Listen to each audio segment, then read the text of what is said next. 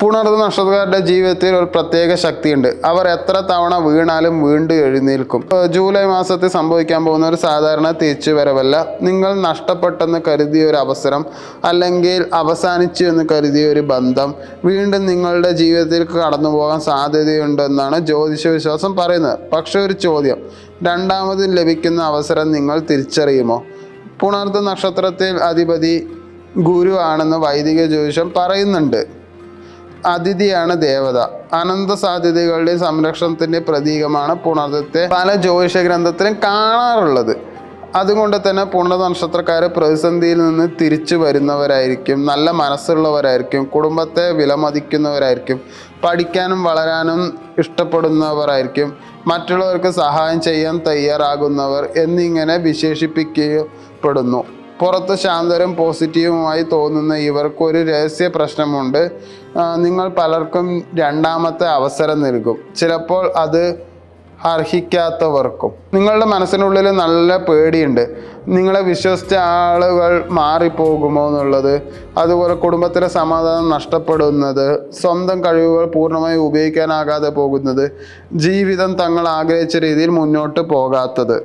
June മാസത്തിൽ പഴയ കാര്യങ്ങൾ വീണ്ടും ഓർമ്മ വന്നിരിക്കാം, സാമ്പത്തിക പദ്ധതി മാറ്റേണ്ടി വന്നിരിക്കാം, കരിയറിൽ കാത്തിരിപ്പ് അനുഭവപ്പെട്ടിരിക്കാം, ഒരു ബന്ധം മെച്ചപ്പെടുത്താൻ ശ്രമിച്ചിരിക്കാം, കുടുംബവുമായി ബന്ധപ്പെട്ട ഉത്തരവാദിത്തങ്ങൾ കൂടിയിരിക്കാം. ജൂലൈ മാസം കരിയറിൽ റീസ്റ്റാർട്ട് മന്ത് പോലെ തോന്നാം. അതായത് job opportunity, interview, promotion, project വീട്ടും സാധ്യതയുണ്ടെന്ന് ജ്യോതിഷ വിശ്വാസങ്ങളിൽ പറയുന്നുണ്ട്.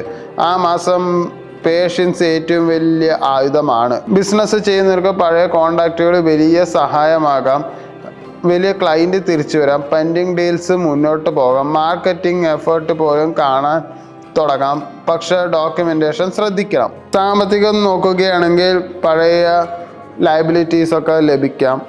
അങ്ങനെ കിട്ടിയില്ലെങ്കിൽ അവരുടെ അടുത്ത് ചോദിക്കാൻ മടിക്കരുത്. പറ്റാത്ത കാര്യം പറ്റില്ല എന്ന് നിങ്ങൾ ഒരിക്കലും പറയാൻ മടിക്കേണ്ട ആവശ്യമില്ല. കുടുങ്ങിക്കിടന്ന പണം തിരികെ വരാം, കുടുംബ ചെലവുകൾ കൂടാം, സേവിങ്സിന് പ്രാധാന്യം നൽകേണ്ട സമയമാണിത്. ലവ് ലൈഫിൽ പുണർന്ന നക്ഷത്രക്കാർക്ക് ജൂലൈ വളരെ ഇമോഷണൽ ആയിരിക്കും. അതുകൊണ്ട് കുറെ കരയേണ്ടി ചിലപ്പോൾ വന്നിരിക്കും. കാരണം പഴയ വ്യക്തി വീണ്ടും ബന്ധപ്പെടാം, മിസ്അണ്ടർസ്റ്റാൻഡിങ് ക്ലിയർ ആവാം, സിംഗിൾ ആയവർക്ക് മീനിങ് കണക്ഷൻ ലഭിക്കാം. പക്ഷെ പഴയ മുറിവുകൾ വീണ്ടും തുറക്കാതിരിക്കാൻ ശ്രദ്ധിക്കണം. വിവാഹാലോചിക്കുന്നവർക്ക് കുടുംബ ചർച്ചകൾ മുന്നോട്ട് പോകാം. മുമ്പ് തടസ്സപ്പെട്ട പ്രപ്പോസൽ വീണ്ടും സജ്ജാകാൻ സാധ്യതയുണ്ട്. അനുകൂല വാർത്തകൾ ലഭിക്കാനുള്ള സാധ്യതയുമുണ്ട്. സ്റ്റുഡൻസിന് ഈ മാസം പഠനത്തിൽ കൺസിസ്റ്റൻസി പ്രധാനമാണ്. Higher education, competitive exam, teaching, research മേഖലകളിൽ പുരോഗതി കാണാം. പുണർന്ന നക്ഷത്രക്കാരുടെ ജീവിതത്തിലെ ഏറ്റവും വലിയ അനുഗ്രഹം ഭാഗ്യമല്ല, തിരിച്ചു വരാനുള്ള കഴിവാണ്. മറ്റുള്ളവർ ഒരു പരാജയത്തിന് ശേഷം നിൽക്കുമ്പോൾ നിങ്ങൾ വീണ്ടും തുടങ്ങും. ജൂലൈ മാസം നിങ്ങളോട് ഒരു കാര്യം തെളിയിക്കാൻ വരുന്നു. ഒരു വാതിൽ അടഞ്ഞത് നിങ്ങളുടെ കഥ അവസാനിച്ചത് കൊണ്ടല്ല, അതിലും നല്ലൊരു വാതിൽ തുറക്കാനായിരുന്നു. ചോദ്യം ഇതാണ്, അത് തുറക്കുമ്പോൾ വലിയ തിരിച്ചറിവാകുമോ?